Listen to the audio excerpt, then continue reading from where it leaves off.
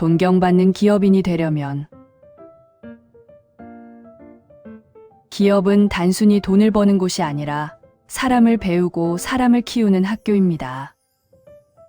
우리 산업이 발전한 것은 개인의 능력 때문만이 아니라 국민 전체의 노력과 희생이 모여 이룬 결과입니다. 대기업도 중소기업도 결국 국민의 땀 위에 세워졌습니다. 이제 국민은 묻습니다. 그 고생의 대가가 왜 빛으로 돌아오지 않았는가 하고 말입니다.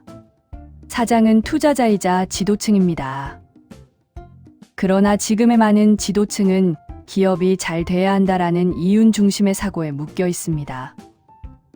하지만 대자연의 법칙은 분명합니다. 내가 어렵다면 그것은 내가 잘못하고 있다는 신호입니다. 윗사람이 아프면 그 윗사람이 환자인 것입니다. 사람은 돈으로 움직이지 않습니다. 사람은 존중과 성장을 통해 움직입니다. 식당을 차렸다면 돈을 벌기 위해 시작했을 수도 있지만 사실은 사람을 만나기 위해 나온 것입니다. 고객도 종업원도 모두 인연입니다. 사람을 대하는 법을 배우지 못한 경영은 오래 지속될 수 없습니다. 회사를 운영한다는 것은 사람을 만든다라는 의미입니다.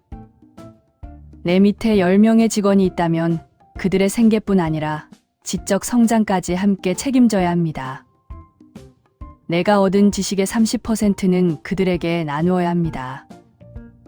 그것이 진짜 리더의 몫입니다.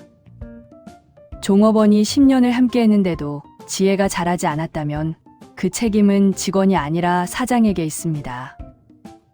사람을 성장시키지 못한 경영은 결국 자기의 에너지를 잃게 됩니다. 존경받는 기업인은 이윤이 아니라 사람의 질량을 키우는 사람입니다. 그는 직원들을 단순한 노동력이 아니라 인연으로 대합니다. 회사는 이익을 내는 곳이 아니라 사람을 빚어내는 도량입니다. 사람이 잘하면 기업은 저절로 존경받습니다.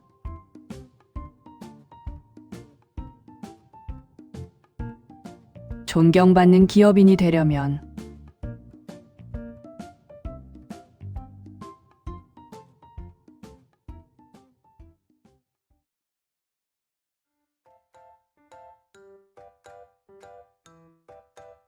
존경받는 기업인이 되려면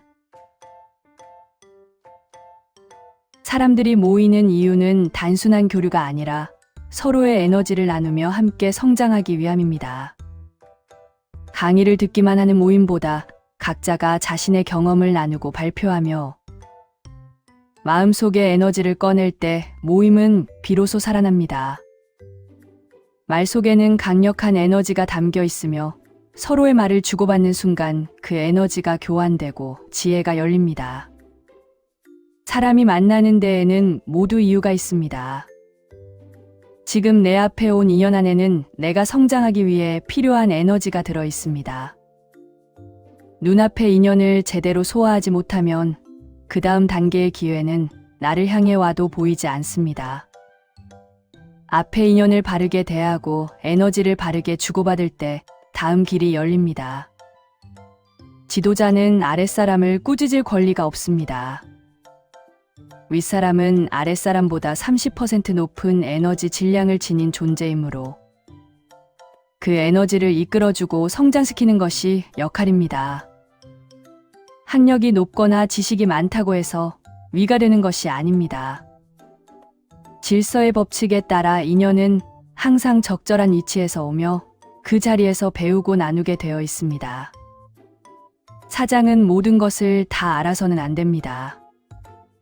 전체의 30%만 알고 나머지는 전문가에게 맡길 때 존중이 생기고 조직이 삽니다. 사장이 모든 일을 직접 알면 아랫사람을 존중하지 못하게 되고 결국 조직이 흔들립니다. 모를수록 사장은 더 크게 보이며 그릇이 커야 진정한 지도자가 됩니다. 조직과 모임에서 서로의 말과 에너지를 주고받을 때 그 속에서 빛이 납니다. 이 빛이 밖으로 퍼져 새로운 인연과 기회를 끌어옵니다. 그러나 불평과 부정의 마음으로 머무르면 아무리 좋은 기운이 와도 보이지 않습니다. 항상 웃고 즐거운 에너지를 낼 때 그 다음 단계가 보이고 진정한 존경이 생깁니다. 지도자의 자격은 많이 하는 데 있지 않습니다. 사람을 존중하고 그들의 에너지를 살릴 줄 아는 데 있습니다. 그럴 때 조직이 살아나고 진정으로 존경받는 기업이 됩니다.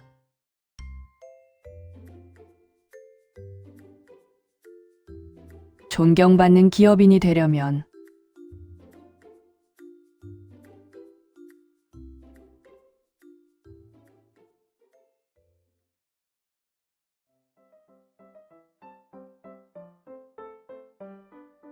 존경받는 기업인이 되려면 회사를 운영하거나 조직을 이끄는 분이라면 무엇보다 실력을 먼저 갖추셔야 합니다. 자리에 올랐다고 해서 그 역할이 곧바로 완성되는 것은 아닙니다. 사장이든 부장이든 그 자리는 끊임없이 배우고 성장해야 하는 자리입니다. 처음 3년은 그 역할을 배우고 익히는 시간이며 그 안에서 자신의 실력을 길러야 합니다. 실력 없이 명함만으로 자리를 지키려 하시면 결국 무너지게 되어 있습니다. 일당을 받는 분은 하루의 성과를, 월급을 받는 분은 한 달의 성과를, 연봉을 받는 분은 1년의 성과를 내야 합니다. 직급이 높아질수록 짧은 기간의 결과보다 긴 호흡의 성과를 만들어내셔야 합니다. 부장은 3년 동안 회사에 새로운 질량을 더할 수 있는 아이템을 만들어내야 합니다. 지도자가 된다는 것은 돈을 많이 버는 사람이 되는 것이 아니라 보람있고 뜻있는 일을 하는 사람이 되는 것입니다. 돈은 백성의 피와 땀으로 모인 에너지입니다. 이 에너지는 개인의 부를 채우라고 주어진 것이 아니라 인류와 사회를 위해 쓰라고 맡겨진 것입니다. 돈을 벌수록 욕심이 커지면 결국 그 욕심이 자신을 삼키게 됩니다. 지식 또한 마찬가지입니다. 지식을 쌓는 과정에는 수많은 사람들의 희생과 노력이 들어 있습니다. 그러므로 지식인은 백성을 이끌고 그들을 성장시키는 책임이 있습니다. 똑똑해졌다고 백성과 경쟁하려 들면 대자연의 법칙은 반드시 그것을 바로잡습니다. 지도자는 종업원을 가족처럼 여겨야 합니다. 종업원은 내 자식이자 내 동생과 같은 존재입니다. 그들의 삶이 동물적인 생존에 머물지 않도록 도와주어야 합니다. 먹고 사는 걱정을 덜어주고 함께 성장할 수 있는 길을 열어주는 것이 진짜 리더의 역할입니다. 존경받는 기업인은 실력으로 자리 잡고 사랑으로 사람을 품으며 뜻으로 사회를 이끄는 사람입니다. 돈보다 보람을, 경쟁보다 성장과 나눔을 선택할 때 비로소 존경이 따라옵니다.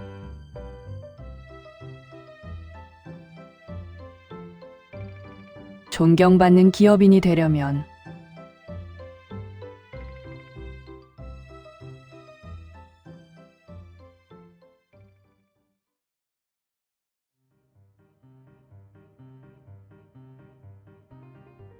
극한 경쟁. 지금까지의 세상은 경쟁으로 발전해 왔습니다. 경쟁이 없었다면 성장도 없었을 것입니다. 하지만 이제는 시대가 바뀌었습니다. 더 이상 경쟁으로는 발전할 수 없고 오히려 서로를 파괴하게 됩니다. 이 시대는 경쟁이 아니라 각자의 길을 찾아야 하는 시대입니다. 남의 것을 흉내내고 따라잡으려는 마음에서 벗어나 본인에게 주어진 소질과 역할을 찾아야 합니다. 이제는 후천개벽 시대, 인본 시대, 정법 시대입니다. 신이 이끌던 선천의 시대는 끝나고 이제는 사람이 바르게 살아야 하는 시대가 열린 것입니다. 후천 시대는 대자연이 아니라 인간의 지혜와 도덕이 세상을 이끌어야 하는 시대입니다. 그러므로 이 시대를 바르게 이끌 사람은 깨친 지식인입니다. 지식인은 단순히 아는 사람이 아니라 세상을 바르게 쓸 수 있는 사람을 말합니다. 지금 우리 민족은 인류의 뿌리로서 새로운 시대를 열 사명을 가지고 있습니다. 경쟁이 아닌 창조로 세상을 이끌어야 합니다. 내 안의 실력을 깨워 세상에 없는 것을 만들어낼 때 그것이 인류에게 빛이 됩니다. 경쟁으로 만들어진 물건은 싸움이지만 깨달음에서 나온 아이디어는 모두에게 득이 됩니다. 앞으로의 사업은 경쟁이 아니라 협력과 창조의 시대가 됩니다. 장사는 경쟁이지만 사업은 경쟁이 없는 일입니다. 진정한 사업은 세상에 이로운 것을 만들어내는 일이며 그래서 실패가 없습니다. 세상은 이미 모든 것을 만들어 놓았습니다. 이제는 만드는 시대가 아니라 바르게 쓰는 시대입니다. 이제 지식인들은 새로운 패러다임을 제시해야 합니다. 가정, 교육, 복지, 경제, 사회 모든 분야에서 새로운 방향을 만들어내야 합니다. 경쟁의 논리가 아니라 조화와 창조의 논리로 세상을 이끌어야 합니다.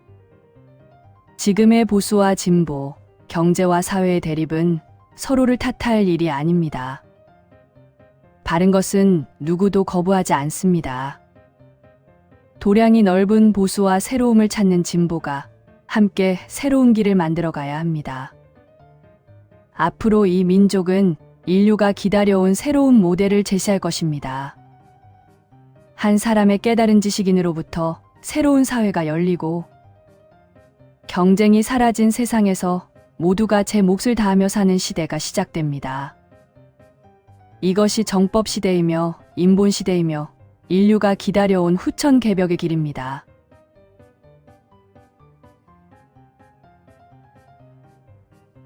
극한 경쟁.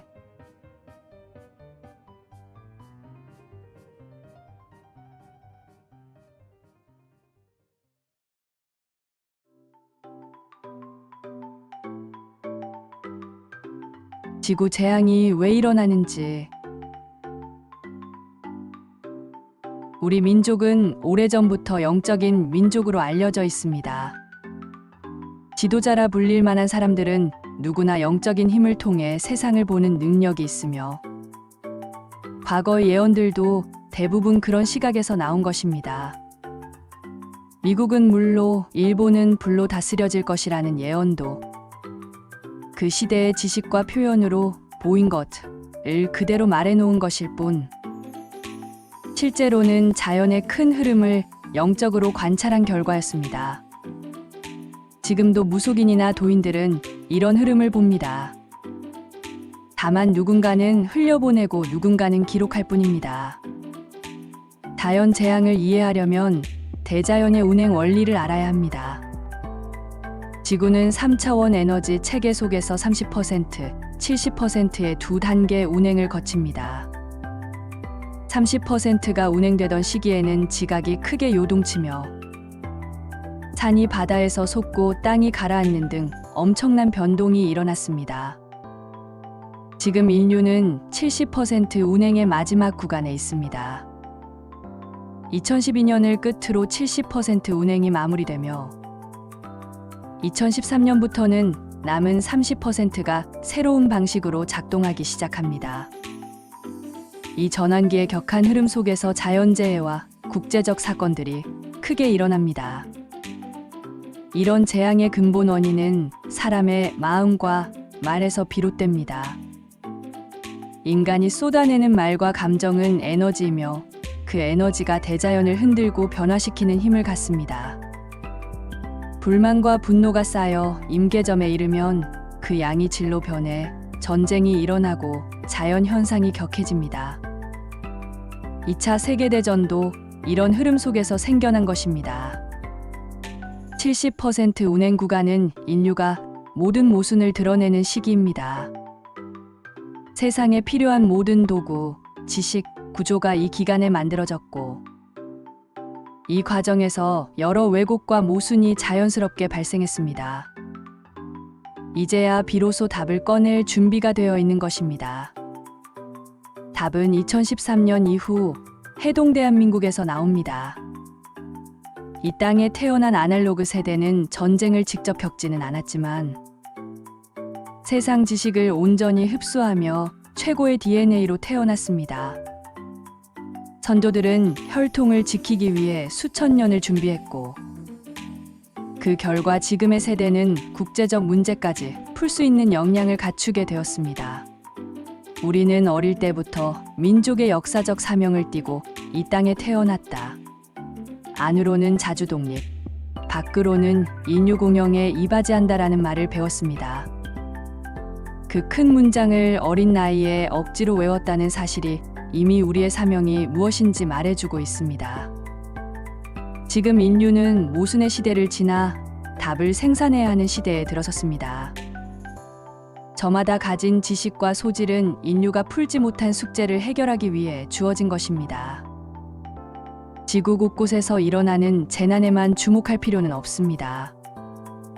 중요한 것은 내가 무엇을 할 것인지, 어떤 마음으로 세상을 바라보고 어떤 말을 내보낼 것인지입니다. 대자연은 우리의 마음과 말을 따라 움직입니다. 지금은 그 힘을 바르게 쓸 때입니다.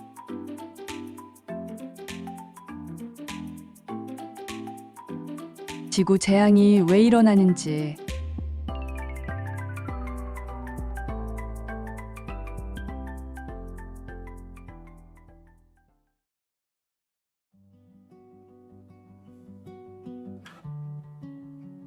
지구 재앙이 왜 일어나는지, 우리 마음이 크게 요동할 때 지구 역시 함께 움직인다고 합니다. 그 움직임은 단순한 자연 변화가 아니라 지축까지 흔들릴 만큼 압축적이고 거대한 흐름이라고 합니다.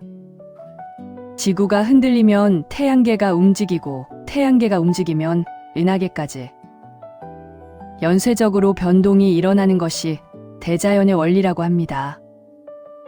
지금까지의 자연재해들은 시작에 불과하며 앞으로 더 큰 변화들이 펼쳐질 수 있다고 합니다.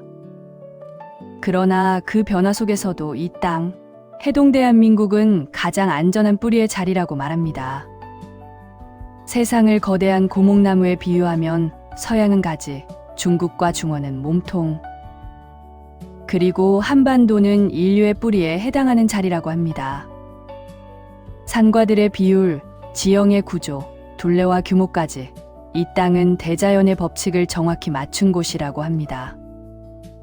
이 뿌리에 살고 있는 사람들이 어떤 생각을 하느냐에 따라 고목나무 전체가 달라지고 인류의 흐름이 바뀐다고 합니다. 우리는 단순한 한 나라의 국민이 아니라 인류의 근원을 지탱하는 자리에서 뜻을 세우는 존재라는 의미입니다. 그동안 우리 민족이 뛰어난 지혜를 갖고 있음에도 스스로 알지 못하도록 눌러놓았던 이유는 아직 때가 아니었기 때문이라고 합니다. 하지만 지금은 그 힘을 드러내도 되는 시기이며 인류가 어려움에 처한 지금 뿌리가 제 역할을 해야 할 때가 되었다고 합니다. 강의를 전한 이는 산속에서 10수년간 홀로 수행하며 말조차 나누지 않고 스스로 세상을 공부했던 사람이라고 합니다.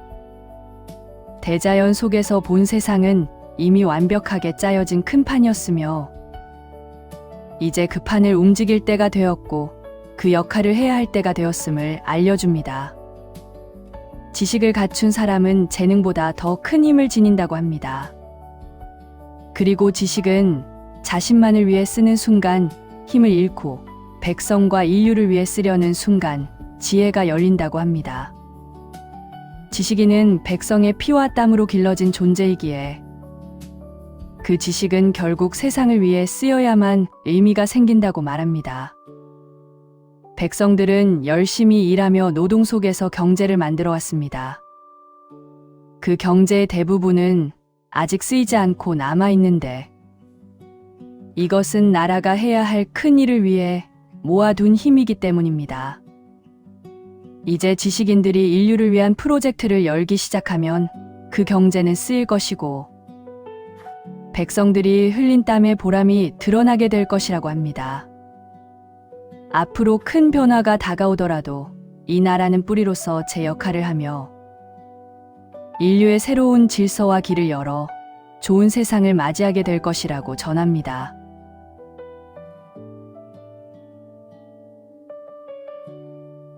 지구 재앙이 왜 일어나는지,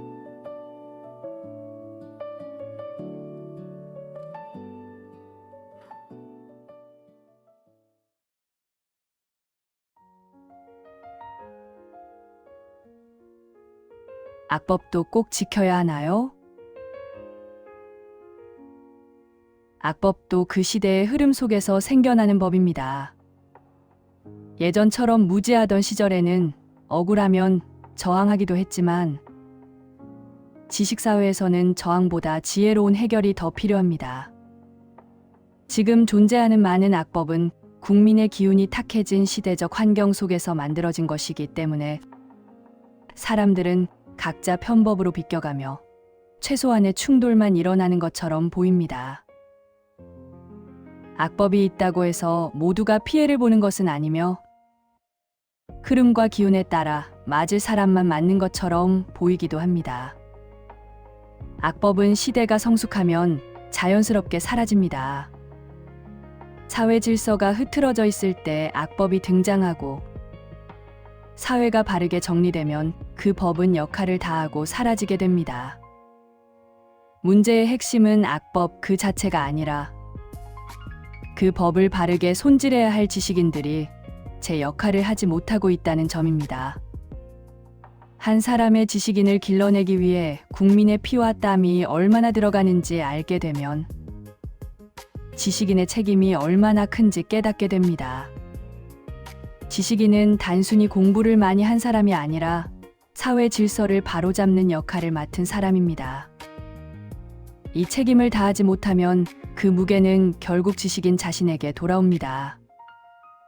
그래서 시대가 어려울수록 지식인의 삶이 더 무거워지고 때로는 그 무게를 이기지 못해 삶을 포기하는 일까지 생겨나는 것입니다.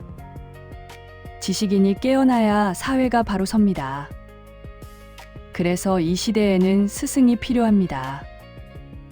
지식인들이 방향을 잃고 헤매고 있기 때문입니다.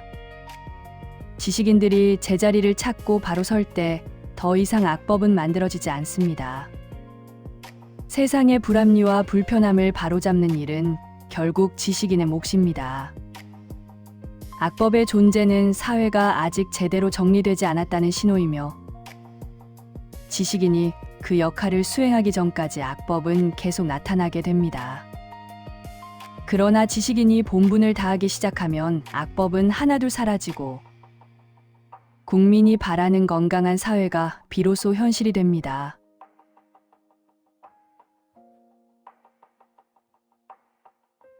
악법도 꼭 지켜야 하나요?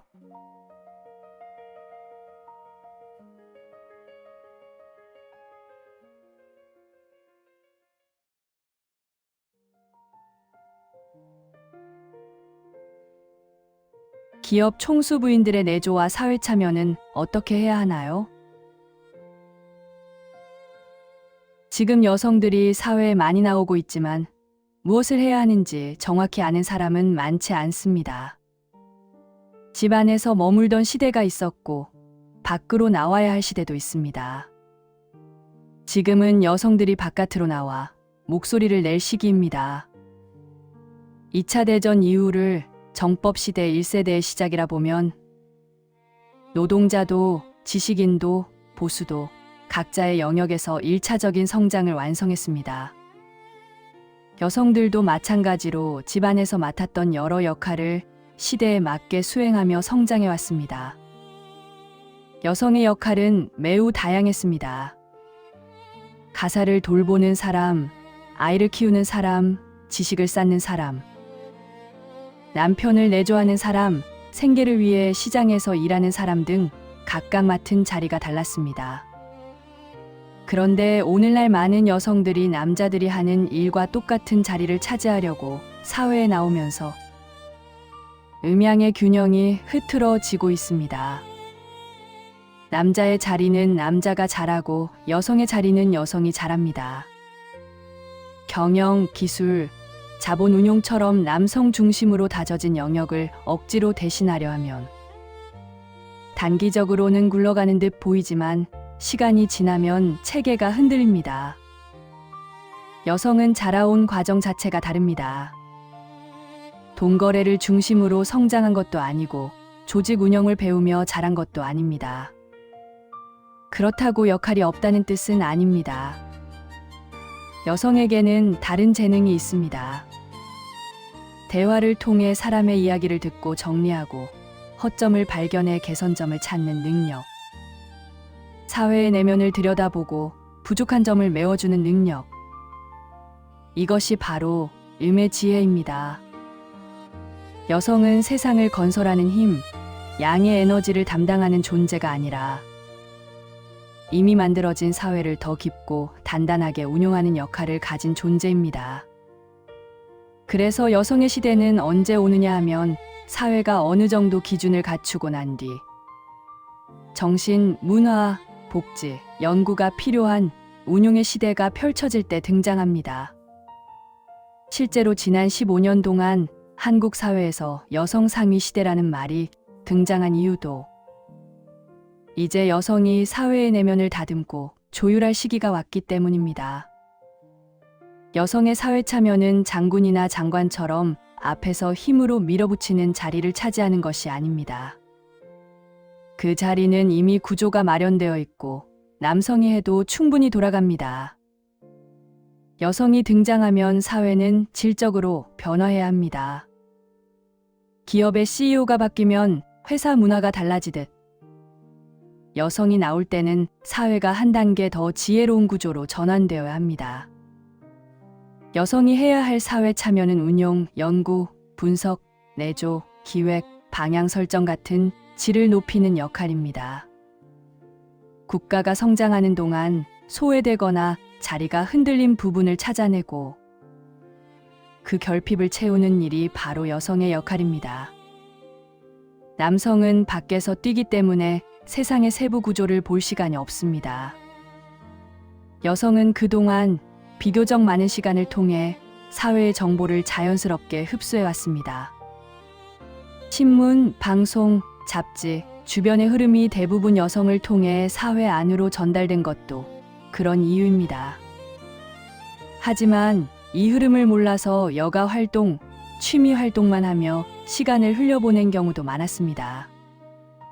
사회가 다 완성되기 전에 여가를 즐긴 셈이죠. 이제는 여성들이 그동안 쌓아온 감각과 지혜를 나라 내조로서 사용해야 할 때입니다. 개인을 돕는 내조의 시대가 끝나면 사회 전체를 돕는 내조의 시대가 찾아옵니다. 여성이 움직이지 않으면 나라의 문제가 풀려나가기 어렵습니다. 여성의 내면적 지혜, 세밀함, 분석력, 공감 능력은 지금 시대가 반드시 필요로 하는 힘입니다.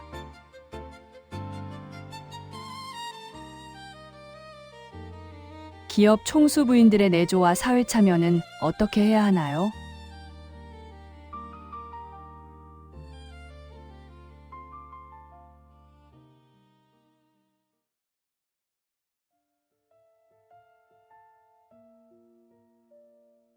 기업 총수부인들의 내조와 사회 참여는 어떻게 해야 하나요?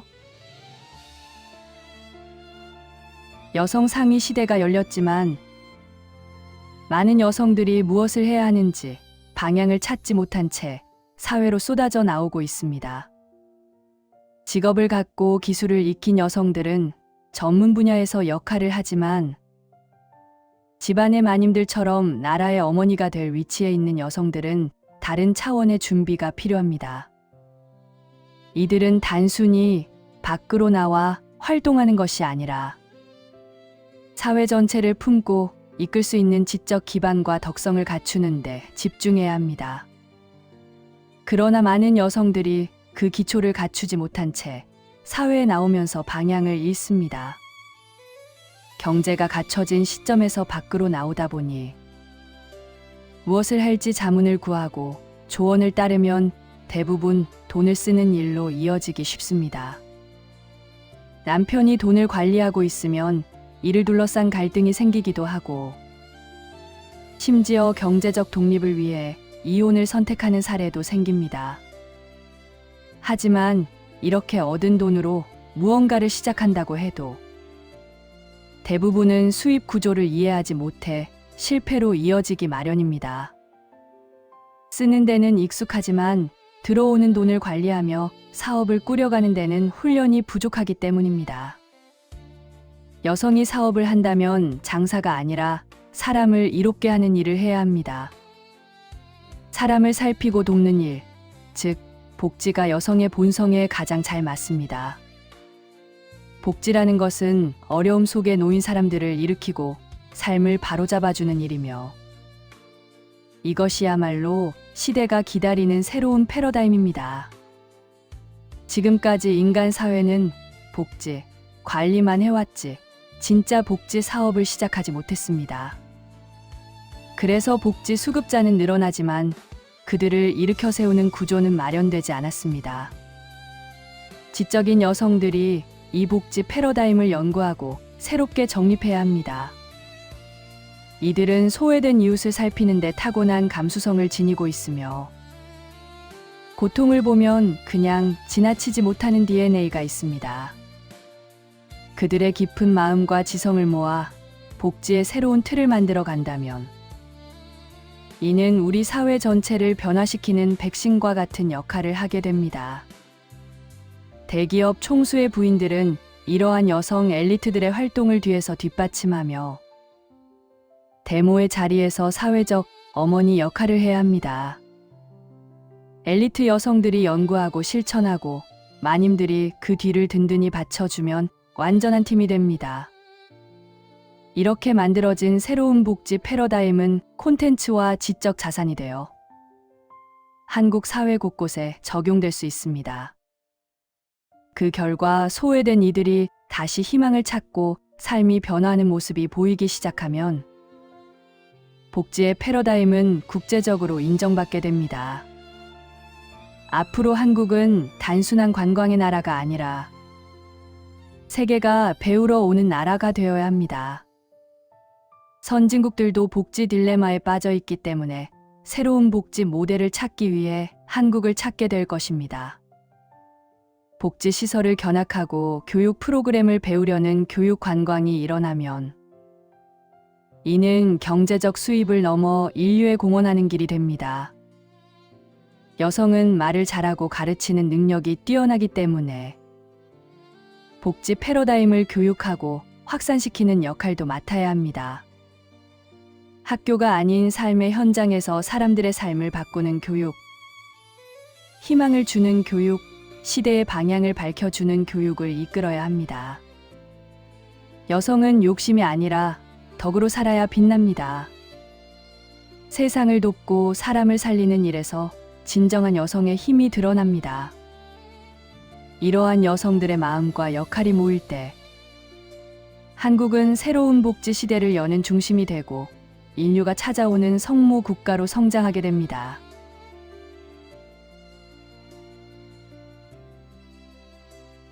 기업 총수 부인들의 내조와 사회 참여는 어떻게 해야 하나요?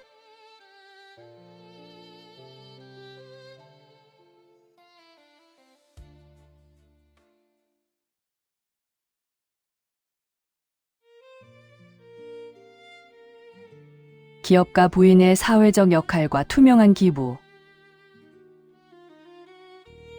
사모님들, 지금 뭐 하고 계세요? 자, 현실을 한번 볼까요? 대기업 총수들은 정말 바쁩니다. 회사 경영하느라, 일자리 만들어내느라 정신없이 돌아가죠. 그런데 그 부인들은 어떤가요?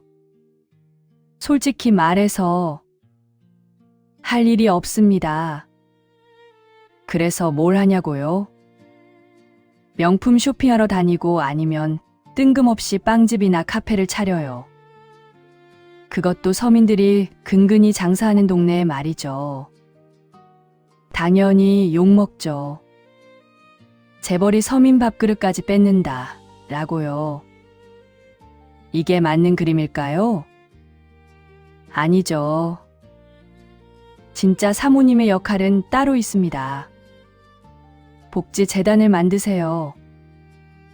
남편이 경제를 일으켜 나라의 아버지 역할을 한다면 부인들은 나라의 어머니가 되어야 합니다. 우리 사회 곳곳의 아픈 곳, 그늘진 곳을 찾아내고 연구하고 지원하는 거예요. 독거노인은 어디에 얼마나 계시는지, 결식아동은 몇 명인지, 장애인 시설은 제대로 운영되고 있는지, 이런 걸 직접 발로 뛰며 챙기는 겁니다. 그렇게 하면 어떻게 될까요?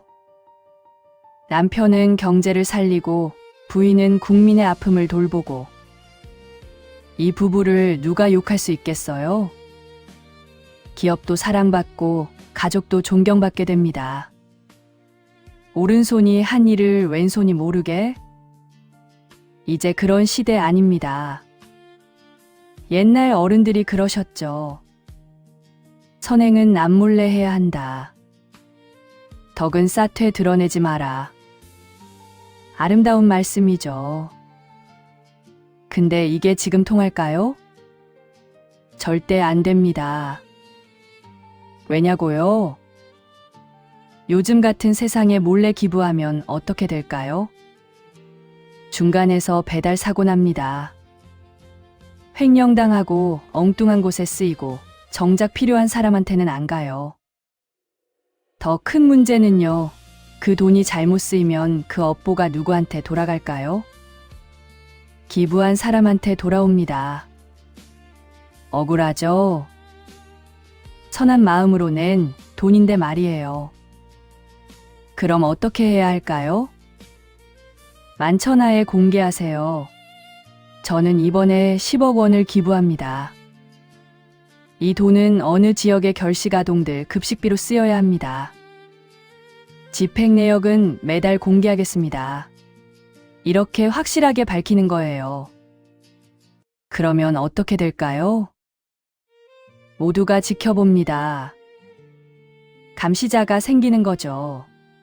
그 돈이 제대로 쓰이는지, 중간에 새는 건 없는지 국민들이 다 지켜봐요. 투명하게 공개하면 돈은 바르게 쓰이고 기부한 사람도 떳떳하고 받는 사람도 제대로 혜택받습니다. 모두가 상생이죠. 마지막으로 꼭 드리고 싶은 말씀이 있습니다. 많이 배운 사람, 많이 가진 사람이 잘못하면 그 죄가 더 무겁습니다. 사회적 지위가 높을수록 영향력이 클수록 바르게 행동해야 합니다. 그게 지식인의 책임이고 부자의 의무예요.